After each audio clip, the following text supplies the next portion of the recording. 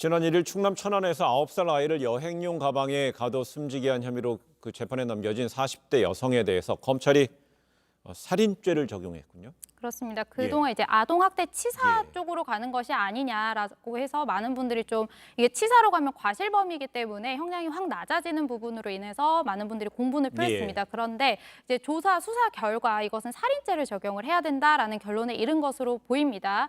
이제 조사에 따르면 사실 이게 기존에 알려진 내용은 처음에 여행용 가방에 아이를 넣었다 이제 들어가라고 했다가 그 이후에 더 작은 가방으로 옮겼고 그러고 나서 이제 질식으로 인해서 사망을 했다라고 밝혀졌는데 이 과정에서 사실은 이 여성이 이 가방 위에 올라타서 좀 뛰었다라는 내용도 밝혀졌고요. 그리고 그 전에도 계속해서 학대 정황이 있었다라는 것들이 지금 나오고 있는 그런 상황이거든요. 그리고 화면에서 보이시는 것처럼 이제 좀 숨이 모자라다라고 하니 숨이 막힌다라고 하니까 가방 안에 이제 헤어드라이어로 바람을 넣었다라고 해요. 그러면 이게 무슨 공기를 주입하기 위한 행위였는지 아니면 정말 더 뜨겁게 하려고 했는지 알 수는 없지만 이런 정황들로 봤을 때 이게 아이가 중간에 분명히 울거나 움직임이 좀 잦아드는 순간이 있었을 텐데 이 과정에서도 아이를 이렇게 뭐 그대로 방치를 했다라는 것은 어떻게 보면 당연히 살인의 고의로 인정이 된다라고 검찰은 본 것으로 보이고요. 그리고 뿐만 아니라 검찰의 시민위원회 쪽에서도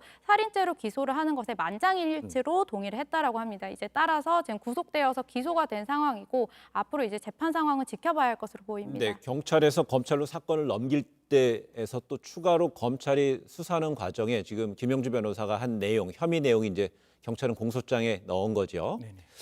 그런 것인데 이 아이의 그 친부도 학대에 일부 가담했다는 사실이 좀 드러났다고 그럽니다. 앞으로 재판 어떻게 진행될지가 지금 주목이 됩니다. 사실 이제 지금 우리가 살인죄로 공소했는 사실에 대해서는 검찰이 분명히 거기에 대해서 법원에 입증을 해야 될 거예요. 지금 나와 있는 정황으로는 차마 입에 담지 못할 만큼 아이에 대한 학대 정황도 보이고 그 학대 정황에서 사망에 대한 미필적 고의가 있다는 것은 검찰이 지금 확인하고 있는 거라서 법원에서는 반드시 그 부분을 확인해야 되는 것이고 사실 지금 경찰에서 친부를 넘길 때 그냥 단순 학대죄로 이제 기소를 하고 그 아이가 사망했을 때 친부가 존재하지 아니하였기 때문에 이 부분에 대해서는 혐의 적용을 하지 아니하였는데요.